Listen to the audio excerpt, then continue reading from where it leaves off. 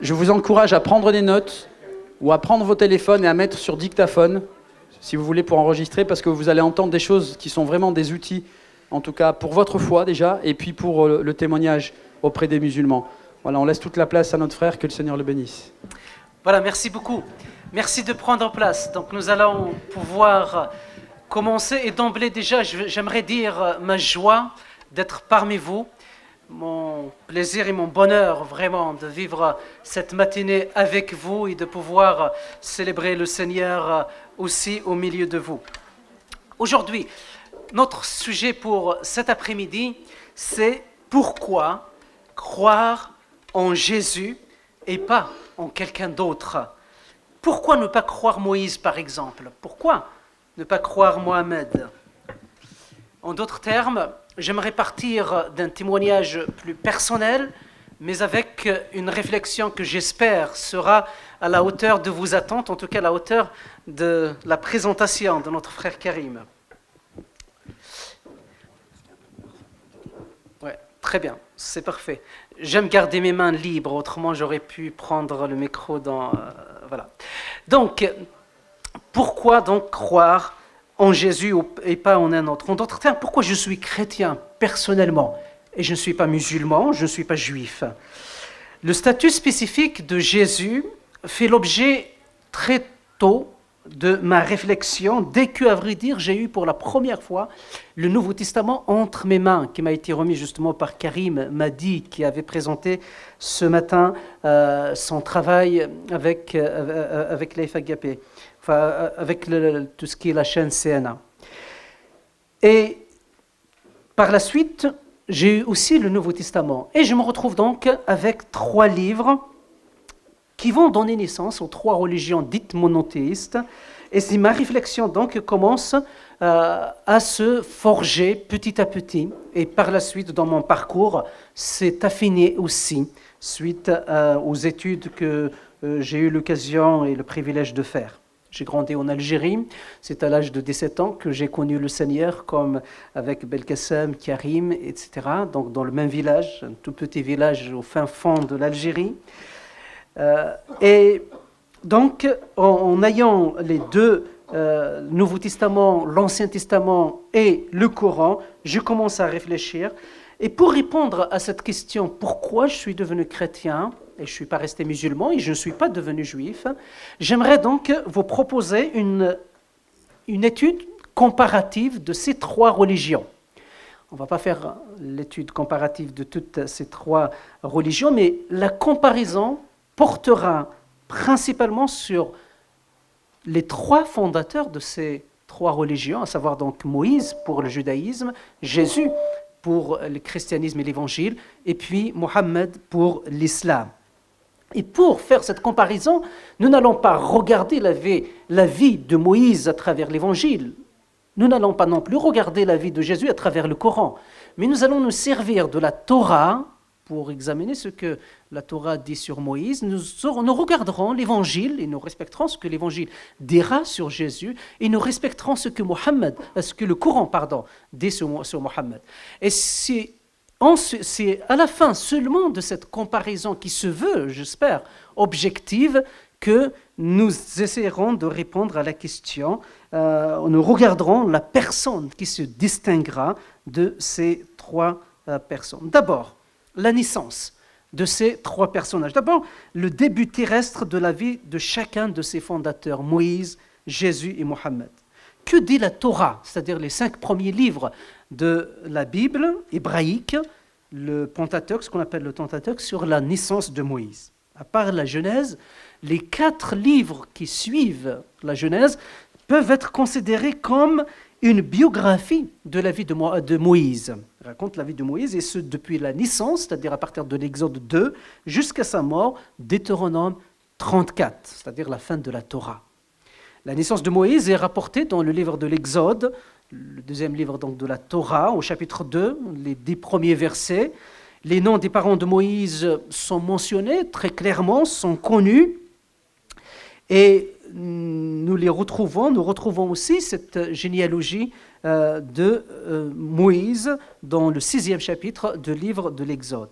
Il est question donc de Amram, le père de Moïse, qui a pris pour femme Jochebed, c'est sa femme, et tous les deux ont enfanté donc Aaron et Moïse. Les parents de Moïse sont donc Amram et Jochebed. Cela sera rapporté dans le livre des Chroniques. Vous savez, le livre des Chroniques, lorsqu'il arrivera, pour rapporter un peu les chroniques du peuple d'Israël, Ruben, Simeon, Lévi. Et là, donc, on va mentionner que les parents de Moïse et d'Aaron et de Myriam. La famille de Moïse donc est très connue. Et la venue de Moïse au monde s'est faite le plus naturellement possible. C'est la rencontre entre un homme et une femme qui donne naissance à un garçon qu'on a nommé Moïse, devenu un grand prophète qui va libérer le peuple d'Israël de l'esclavage d'Égypte. Après Moïse, considérons à présent le début de la vie de Mohammed, comment il est venu au monde. D'après la tradition musulmane, Mohammed, le fondateur de l'islam, est né aussi, tout comme Moïse, d'une manière tout à fait naturelle, comme tous les autres êtres humains, excepté bien sûr Jésus, sur lequel nous reviendrons tout à l'heure. Mohammed vient au monde le 2 août 570 à peu près, ce qui correspond à l'époque le 12 du mois de Rabi' al-Awwal, donc c'était le mois lunaire déjà, qui sont repris dans le calendrier musulman. Et son père s'appelle Abdullah, qui est décédé quelques semaines auparavant, avant la naissance de Mohammed, et sa mère va le confier à son grand-père paternel qui le prendra en charge. Le père de Mohammed, donc Abdullah, et qui est le fils de Abd al-Muttalib, qui avait 10 enfants, dont donc Mohammed et 6 filles. La mère de Mohammed est nommée également dans le Coran, dans la Sira, dans la biographie officielle reconnue de Mohammed. Sa mère s'appelle Amina. La naissance de Mohammed est tout à fait normale, comme celle du commun des mortels, celle de Moïse et la vôtre et la mienne. Que dit maintenant l'Évangile sur la naissance de Jésus, plus précisément sur la conception de Jésus? Dans l'Évangile, nous avons 2 textes qui nous rapportent, qui sont en lien avec la conception et la naissance de Jésus-Christ. Le premier texte, c'est lorsque l'ange Gabriel vient voir Marie et lui annonce la naissance de Jésus, la naissance d'un enfant, d'un garçon. C'est au premier chapitre de l'Évangile de Luc. Et le deuxième texte, c'est la naissance elle-même de Jésus qui s'est faite dans des conditions humbles. C'est dans Luc au chapitre 2. Dans le texte de l'annonce, de la naissance de Jésus, ce qu'on appelle l'annonciation, et du verset, donc Luc 1, versets 26 à 38, on apprend que la conception de Jésus ne sera pas le fruit d'une relation conjugale entre Joseph et Marie, mais c'est le Saint-Esprit qui viendra sur Marie et qui rendra Marie enceinte et deviendra enceinte et donnera la naissance d'un enfant. D'ailleurs, l'annonce de la conception miraculeuse de Jésus à Marie, l'annonce de la naissance, de la conception miraculeuse de Jésus, a fait troubler Marie. Marie avait peur. Elle se dit, mais comment faire comprendre cette naissance miraculeuse à ses proches, à commencer par Joseph lui-même? Nous sommes dans une tradition communautariste à l'époque. L'adultère est puni donc de lapidation. Il se dit, mais qui va me croire si je leur dis c'est le Saint-Esprit qui m'a rendue enceinte? D'ailleurs, Joseph avait du mal à accepter dans un premier temps cette situation. Il avait envisagé carrément de quitter Marie. Il était tellement gentil, il lui a dit, bon, je ne vais pas le publier, mais pas question de rester avec toi. C'est dans Matthieu au chapitre 1. Mais il a fallu que le Seigneur intervienne, parle à Joseph dans un rêve et lui faire comprendre que ce que Marie porte dans son ventre n'est pas le fruit d'une trahison, d'une infidélité de la part de Marie, mais c'est le fruit de l'œuvre de l'Esprit de Dieu lui-même. Quelques mois après cette annonce de Jésus, Jésus vient au monde, il est né dans la ville de Bethléem, la plus petite de toutes les villes de Juda, et dans de conditions vraiment très humbles, dans une mangeoire, parce qu'il n'y avait pas de place pour les accueillir dans une salle d'hôtes. Ce qu'il faut noter sur la naissance de Jésus, c'est le fait qu'il soit né sans relation conjugale, le fait qu'il soit conçu et né sans relation conjugale entre Joseph et Marie. Cela explique la volonté de Joseph de vouloir quitter Marie, de ne pas prendre Marie au mariage. Parce qu'à l'époque, au Proche-Orient ancien, les fiancés sont, dans certains textes de la Bible, appelés d'ailleurs époux et épouses, étaient soumis aux mêmes exigences que celle des époux, à l'exception qu'ils ne mènent pas une vie commune, une vie conjugale. Ils doivent attendre la nuit nuptiale. Et c'est la raison pour laquelle certains textes bibliques, par exemple, parlent de mari pour la fiancée, de mari pour le fiancé et de la mariée pour la fiancée. La conception miraculeuse de Jésus a été confirmée aussi au 7e siècle par des textes du Coran. Il y a par exemple le texte, le Coran Surat 3, la famille de la Imran, donc les versets 45 à 47, où il dit très clairement, il confirme que Jésus n'est pas né d'une manière tout à fait naturelle comme tous les autres êtres humains, mais il est né suite à l'Esprit de Dieu.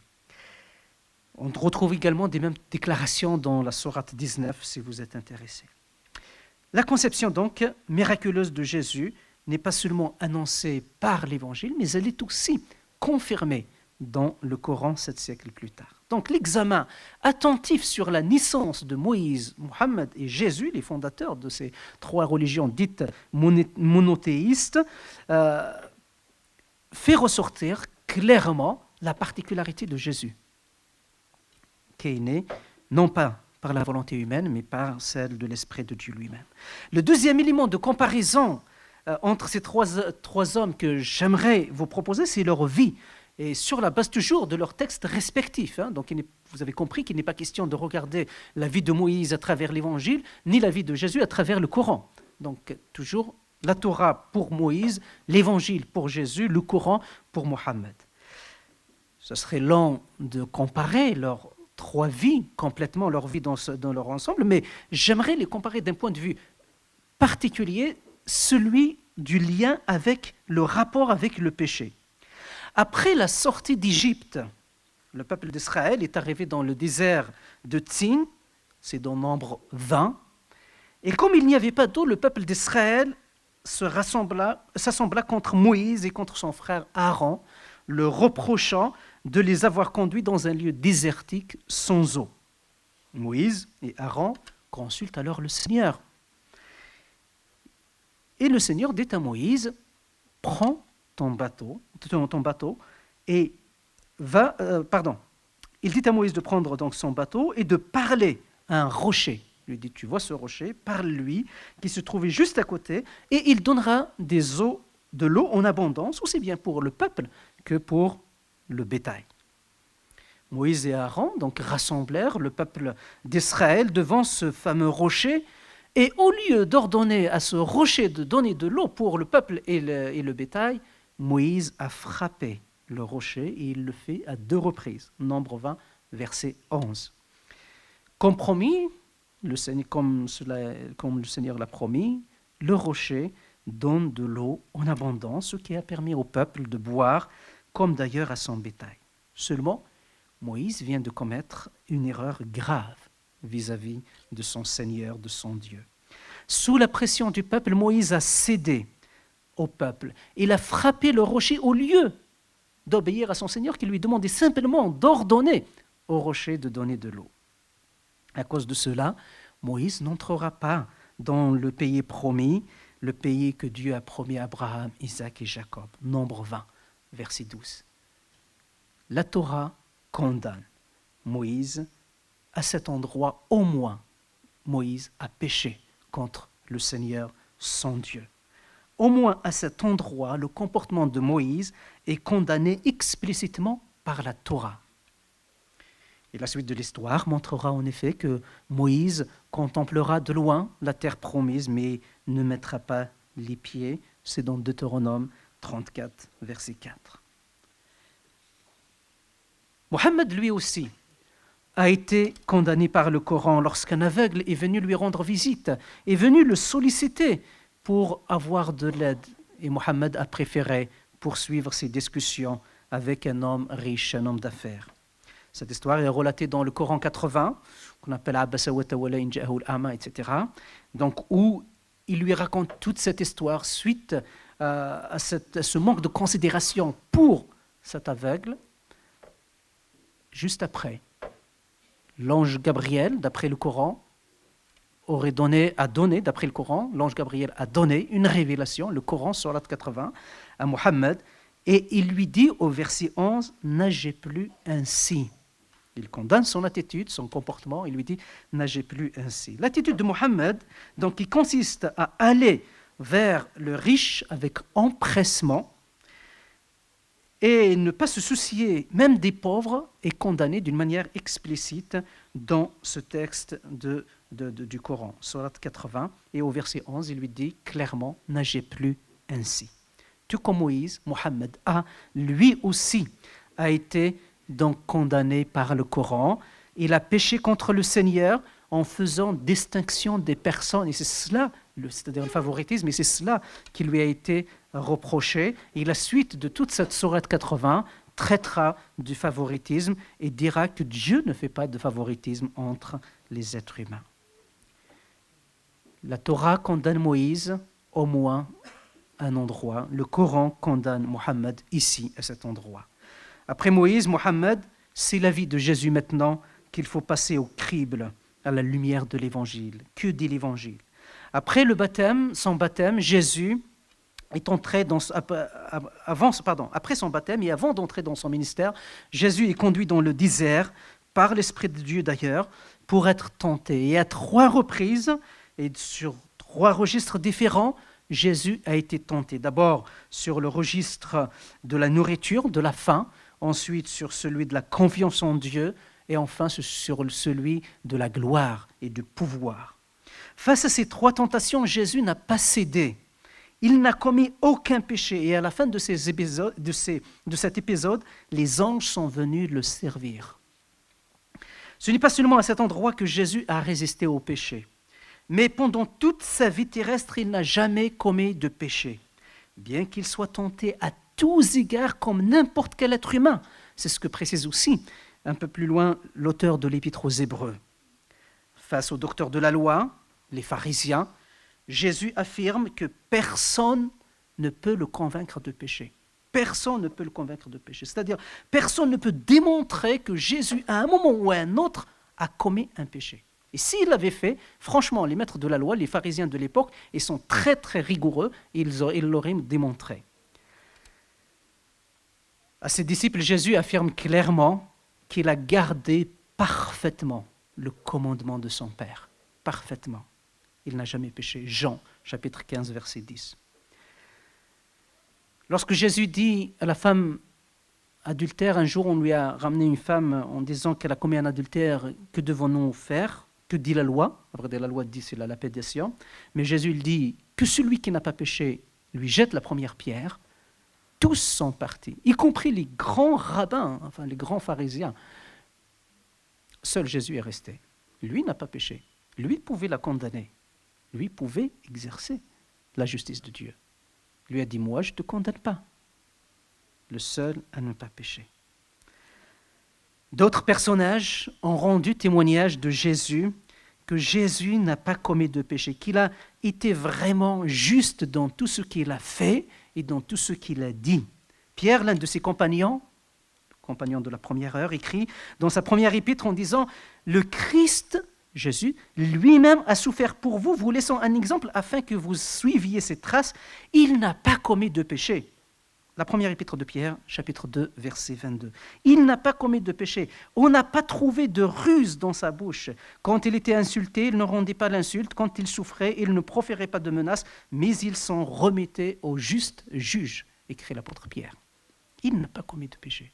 C'est son compagnon de route qui nous dit ça. Un autre témoignage qui ne vient pas de quelqu'un qui fait partie des compagnons de Jésus, c'est Pilate, celui qui a présidé. Il était gouverneur romain en Palestine à l'époque, et c'est lui qui a présidé au procès de Jésus. Qu'est-ce qu'il dit lors de ce procès? Voici ce qu'il déclare Pilate. Moi, je ne trouve aucun motif de condamnation en lui. L'évangile de Jean, chapitre 18, verset 38.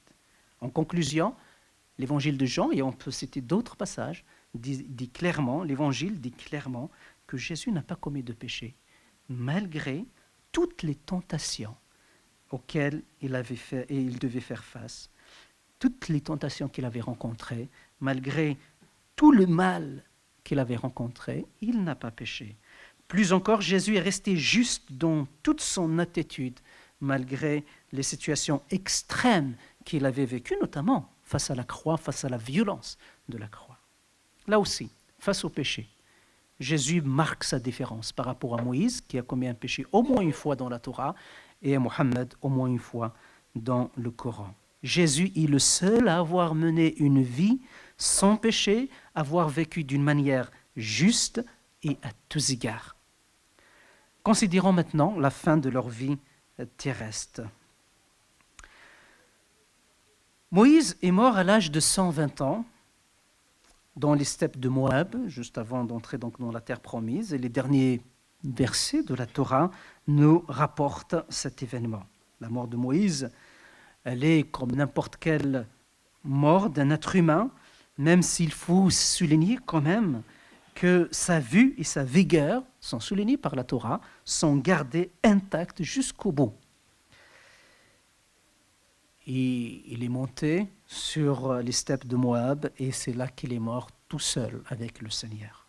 Mais il a connu une fin terrestre, comme n'importe quel autre être humain. Mohammed aussi, quant à lui, est décédé le 8 juin 632, à l'âge de 63 ans, après une période de fatigue, de maladie aussi, dans les bras de sa femme la bien-aimée, en tout cas la préférée, c'était Aïcha. Tout comme Moïse, donc, Mohammed a connu une fin terrestre, normale, comme celle de tout être humain. La fin terrestre de Jésus est un peu particulière à la lumière de l'Évangile. La fin terrestre de Jésus est tellement importante qu'elle a été rapportée par les 4 évangélistes. Vous savez, il y a 4 qui ont écrit la vie de Jésus, mais d'une manière différente, avec une grande harmonie. Et ces 4 témoins ont consacré une bonne partie de leur évangile à la fin terrestre de Jésus, tellement cette fin terrestre est importante. Jésus n'est pas mort d'une mort naturelle, mais il a été crucifié en ce vendredi saint l'an 33. C'est ce que dit l'Évangile. Après la condamnation des autorités romaines, représentées par Pilate, les autorités religieuses aussi, représentées par les Juifs, les autorités religieuses juives, représentées par le grand prêtre, Jésus est livré entre les mains de ceux qui allaient le crucifier. En prenant le chemin de la croix, Jésus est soumis aux mêmes conditions que n'importe lequel des pires criminels devant être exécutés de son temps. Jésus, comme tout pire criminel, doit porter sur la croix, au moins doit porter le poteau horizontal sur lequel il doit mourir. Cette croix était tellement lourde et fait tellement souffrir Jésus que les soldats ont réquisitionné un certain Cyrène nommé Simon pour porter la croix de Jésus. Mais il ne faut pas nous tromper. Il ne faut pas se tromper à cet endroit. Ils n'ont pas fait cela parce qu'ils avaient pitié de Jésus, par compassion à l'égard de Jésus, mais parce qu'ils avaient peur de voir Jésus mourir avant de lui avoir fait subir tout ce qu'ils avaient prévu de lui faire subir, toutes les atrocités qu'ils ont prévu de lui faire subir. Marc nous décrit cette scène d'humiliation, d'agonie, en disant « ils », c'est-à-dire les soldats, la foule, ils le revêtirent d'un manteau de couleur pourpre et lui posèrent une couronne d'épines. Puis ils le saluèrent en disant « Salut, roi des Juifs ». Ils le frappaient à la tête avec un roseau, ils crachaient sur lui, ils s'agenouillaient, se prosternaient devant lui. Et quand ils eurent fini de se moquer de lui, ils lui arrachèrent le manteau, ils le remirent ses vêtements et l'emmenèrent hors de la ville pour le crucifier. Marc, chapitre 15. À l'image de ces bêtes sacrifiées en dehors de la ville pour le pardon des péchés, dans l'Ancien Testament, Lévitique 16, Jésus est conduit lui aussi en dehors de la ville pour être crucifié, pour subir le même sort. Cela montre bien que Jésus va être ce sacrifice pour le pardon des péchés des autres, tout comme les bêtes d'autrefois servaient pour obtenir le pardon temporaire de leurs péchés sous l'Ancienne Alliance. Chaque année, le grand jour du pardon, le Yom Kippour, le grand prêtre devait offrir un sacrifice pour le péché du peuple et pour son propre péché. C'est ainsi que le Seigneur a pardonné à son peuple en vue aussi de ce sacrifice qui allait être accompli en Jésus-Christ. L'auteur de l'Épître aux Hébreux nous dit « En effet, le sang des animaux offerts en sacrifice pour le péché est apporté dans le sanctuaire par le grand prêtre, mais leurs corps sont brûlés en dehors du camp. C'est pourquoi Jésus, lui aussi, est mort en dehors de la ville pour purifier le peuple par son propre sang. » Contrairement à ces bêtes, Jésus est sacrifié une fois pour toutes, pour tous ceux qui allaient croire en lui. Car le sacrifice de Jésus est définitif, il est unique. Définitif parce qu'il n'y a plus besoin d'offrir de sacrifice pour obtenir le pardon des péchés. Unique parce que le sacrifice de Jésus répond pleinement, totalement à l'exigence de la sainteté et de la justice de Dieu. Ce sacrifice définitif et unique est offert au lieu nommé le lieu de crâne, appelé en hébreu Golgotha. C'est à cet endroit-là que Jésus est crucifié au milieu de deux bandits. Avant de mourir, voici la dernière parole de Christ sur la croix. Tout est accompli. Et il pencha la tête, il rendit l'esprit. C'est ainsi que Jésus s'éteint devant son Père, devant ses amis, sa famille, ses disciples. La mort de Jésus à la croix a été difficile à comprendre, à commencer par l'un de ses plus proches disciples, à savoir Pierre. Et par la suite, on se rend compte que la croix est une pierre d'achoppement pour bien des personnes, les Juifs, pour les Romains, pour les Grecs, pour les musulmans. Pour les Juifs, la croix disqualifiait Jésus à être le Messie. Israël s'attendait à un Messie qui triompherait du mal, qui établirait le royaume de Dieu immédiatement face aux Romains. Israël s'attendait à un nouveau roi davidique qui mettrait fin à la domination romaine et non pas à quelqu'un qui finirait sur une croix. Pour les païens, les Romains en particulier, le supplice de la croix rendait Jésus méprisable. Un citoyen romain ne pouvait pas être crucifié. Et le salut ne pouvait pas venir d'un crucifié. Le salut par un crucifié était une idée repoussante pour les Romains. Les Grecs, leur problème était l'association de spirituel et de physique. Dire que le salut passe par la mort d'un corps est tout simplement irrecevable pour eux. Le salut, c'est abandonner le corps et rejoindre le Logos céleste. Enfin, les musulmans, un prophète ne peut avoir une telle fin, une fin tragique. Car dans l'islam, dans le Coran, Dieu fait triompher ceux qui cherchent à faire triompher sa cause.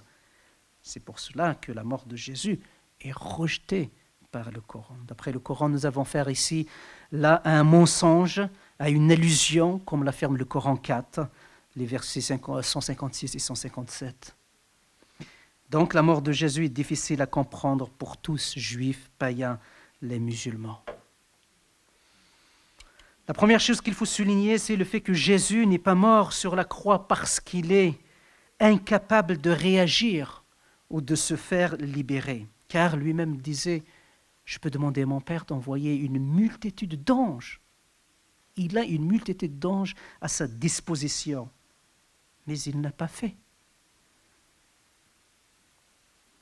La croix n'est pas une manifestation de la faiblesse de Jésus. Ensuite, il faut considérer l'objectif de la mort de Jésus sur la croix, le but de la crucifixion de Jésus sur la croix.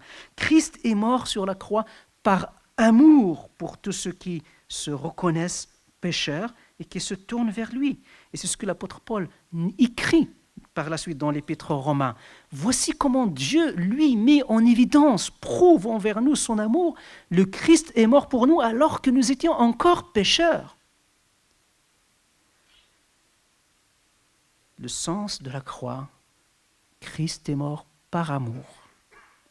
C'est pour réconcilier l'homme pécheur avec son Dieu saint et juste que Jésus est mort sur la croix.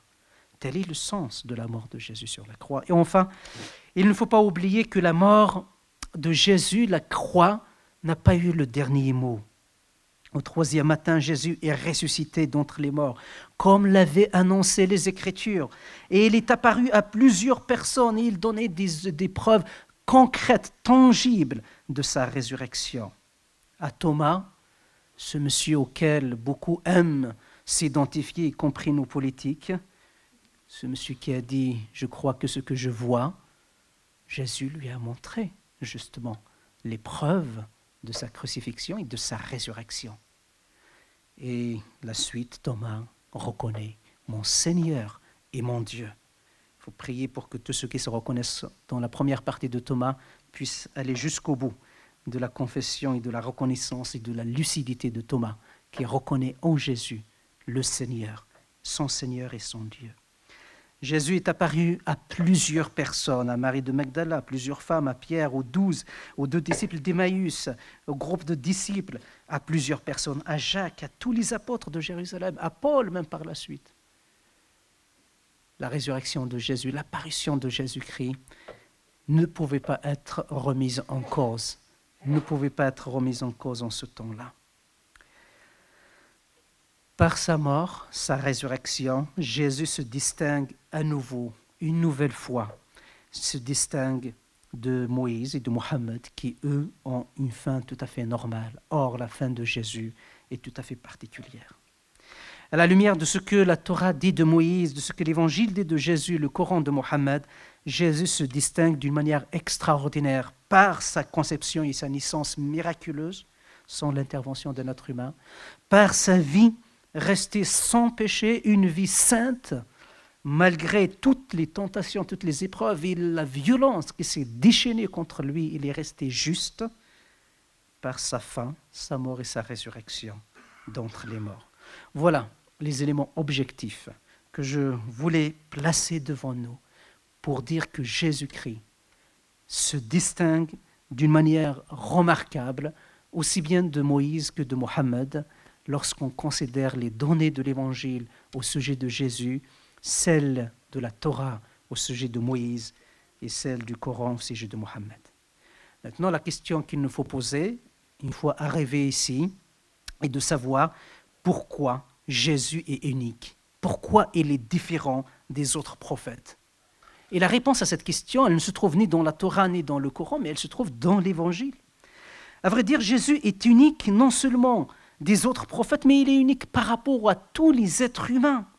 Car l'Évangile enseigne que Jésus est pleinement homme, pleinement Dieu, et les vrais hommes, vrai Dieu. Car pour sauver l'être humain pécheur, il faut que le Sauveur soit Dieu pour pouvoir payer le salaire de son péché, car le salaire de péché, c'est la mort. Or, il est réservé aux hommes de mourir une seule fois, après quoi vient le jugement, dit l'auteur de l'Épître aux Hébreux. Donc, un être humain ne peut pas payer le salaire de son propre péché. Il faut donc qu'il soit Dieu pour pouvoir payer le salaire de notre péché. Et en même temps, il faut qu'il soit homme, pleinement homme pour s'identifier aux êtres humains, pour prendre notre place, pour payer le prix de notre désobéissance. Il doit être pleinement homme pour pouvoir s'identifier, prendre notre place d'être humain condamné. Jésus est le seul à réunir ces deux natures, la nature divine, la nature humaine.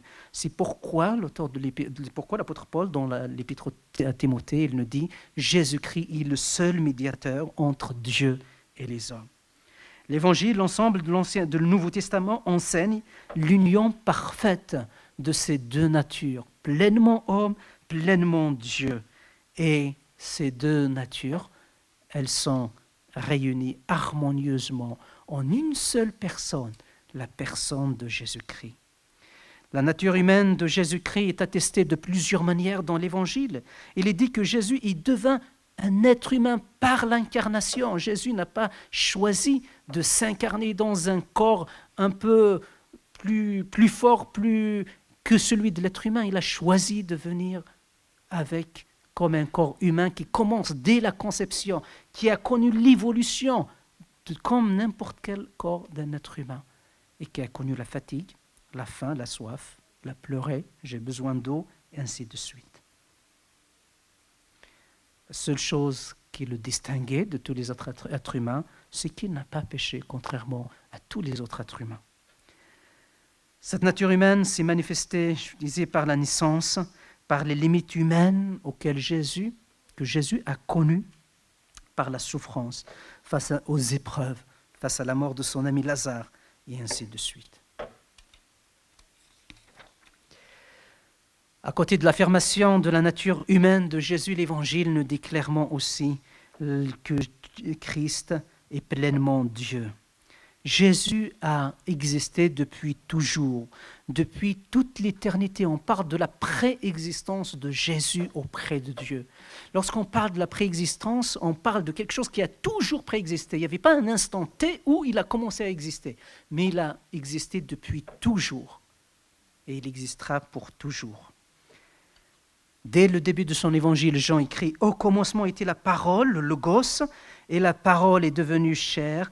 Elle était avec Dieu, et la parole était Dieu. » Pleinement Dieu.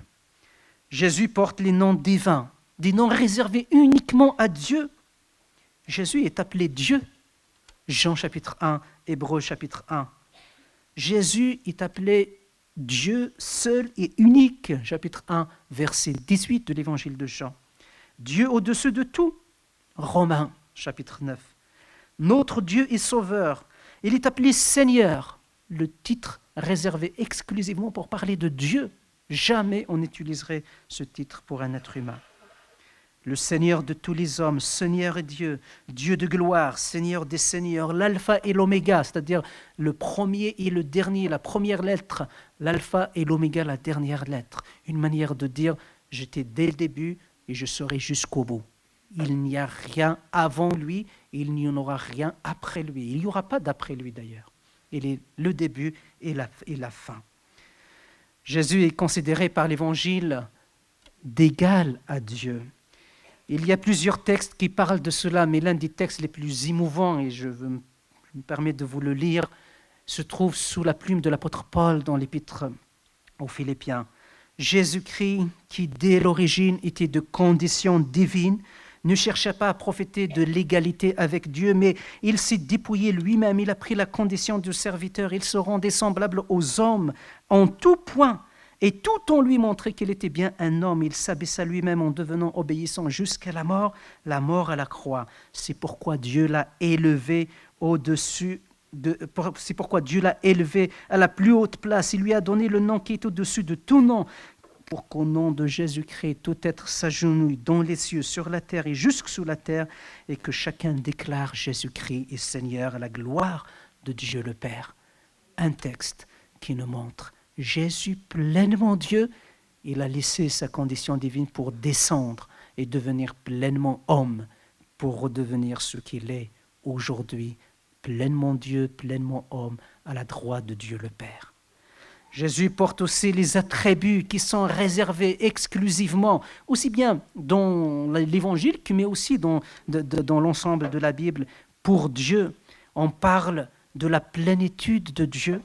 On parle de Jésus qui a participé à la création. Qui est le créateur? Sinon Dieu. Jésus a participé à la création. Jean 1, Colossiens 1, Hébreux 1. La gloire de Dieu, le soutien de la création, il est omniprésent. Je suis avec vous tous les jours de la vie. Qui peut être omniprésent? Qui peut être partout et en tout lieu? En tout le temps? Sinon Dieu, tout-puissant, omniscient, lui qui sait les choses. Lui qui pardonne le péché. Qui peut pardonner le péché sinon Dieu? Il pardonne le péché. Il reçoit l'adoration des anges. Il est Dieu, pleinement Dieu. Toutes ces affirmations montrent bien la nature divine de Jésus. Il est plus qu'un homme, plus qu'un prophète, mais il est pleinement Dieu. Pleinement Dieu, pleinement homme. Comment concilier ces deux natures? C'est compliqué. La première chose qu'il faut souligner ici, c'est qu'il n'y a pas deux personnes en Jésus, Dieu et homme. Non, il y a deux natures, mais une seule personne. C'est la même personne qui est pleinement Dieu, capable de payer le prix de notre désobéissance, de notre péché, et c'est la même personne qui est pleinement homme, venu s'identifier à nous, prendre notre place. Jésus, lorsqu'il parle, il ne dit pas nous, il dit je. Il parle à la première personne de singulier. Ces deux natures ne se confondent pas. elles ne se mélangent pas. Ces deux natures sont unies harmonieusement en Jésus-Christ. Ce n'est pas facile de concilier tout cela, de comprendre cela, parce que nous parlons justement de Dieu et nous essayons de parler à la lumière de ce qui nous est révélé avec un langage humain bien limité. Étant des créatures, même toutes les lumières que nous pouvons avoir resteront toujours limitées lorsqu'elles s'expriment sur le Créateur. Et le normal. Mais nous ne pouvons pas arriver à une autre conclusion si on veut respecter les données de l'Évangile en particulier. Pleinement homme, pleinement Dieu. C'est difficile à assimiler pour les êtres humains que nous sommes, même si les éléments de l'Évangile sont clairs pour le comprendre. Mais ce n'est pas parce qu'une chose est difficile à comprendre et à assimiler qu'elle est fausse. Et ce n'est pas parce qu'une chose est simple à comprendre et juste. Il peut y avoir dans la vie des choses complexes, surtout lorsqu'elles touchent à Dieu, et qui sont justes, et d'autres présentations de Dieu qui sont simples, claires, mais qui sont fausses. Et là, lorsqu'on parle de Dieu, il faut admettre, accepter qu'en effet, nous parlons de quelque chose là, nous parlons d'un être qui nous dépasse de très loin. Mais un être qui nous aime tellement au point de nous donner tous les éléments nous permettant d'arriver à des conclusions claires, logiques, lorsqu'on s'inscrit, lorsqu'on reçoit et on accepte la logique exprimée à l'intérieur de l'Évangile. Redoubler d'efforts donc pour connaître ce Jésus-Christ parce qu'il est unique, pleinement homme, pleinement Dieu, unique par sa naissance, sa vie terrestre et sa fin terrestre. Redoubler d'efforts parce qu'il est le seul à avoir ces deux natures, pleinement homme pour s'identifier, prendre notre place à chacun, pleinement Dieu pour payer notre désobéissance, qui est immense, que personne ne peut payer. Même notre religiosité, même tous nos efforts religieux ne pourront pas répondre à l'exigence de la sainteté et de la justice de Dieu. J'aimerais pour terminer rappeler une parole de l'évangile de Jean qui donne le but de la venue de Jésus-Christ dans le monde. Il dit « Dieu n'a pas envoyé son Fils dans le monde pour qu'il juge le monde, mais pour que le monde soit sauvé par lui.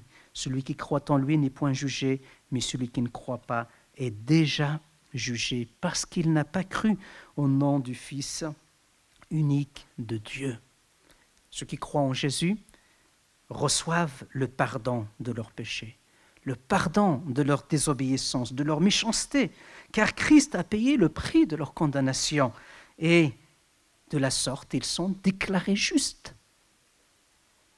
Tout en gardant Dieu, Dieu les déclare justes tout en restant justes. Parce qu'en croyant en Jésus, le croyant est représenté par le Christ, qui lui est resté juste jusqu'au bout. C'est par Jésus que Dieu nous regarde. Aucun autre homme, aucun autre prophète ne prétend pouvoir donner le salut comme Jésus prétend le faire ici pour ceux qui croient en lui. Ce n'est pas nos œuvres de justice qui allaient nous permettre d'être sauvés après la foi, après la conversion, mais c'est la mort et la mort uniquement de Jésus-Christ sur la croix. C'est le fait d'avoir choisi de se réfugier en Christ. Mais toutes nos œuvres, Isaïe dit même nos œuvres de justice, sont une ordure devant toi. Tellement, ce n'est pas pour dénigrer les bonnes choses que nous pouvons faire, mais pour montrer la sainteté et la justice de Dieu. Aucun homme, aucun prophète ne prétend pouvoir donner le salut comme Jésus le fait ici pour ceux qui croient. Si Jésus prétend sauver ceux qui croient en lui, c'est parce qu'il est justement pleinement Dieu et pleinement homme. Autrement, il n'aurait jamais pu nous promettre un tel salut. Voilà pourquoi, me semble-t-il, qu'il faut croire en Jésus et pas en quelqu'un d'autre. Voilà pourquoi, personnellement, je crois en Jésus-Christ et pas en quelqu'un d'autre. Voilà, merci pour votre attention.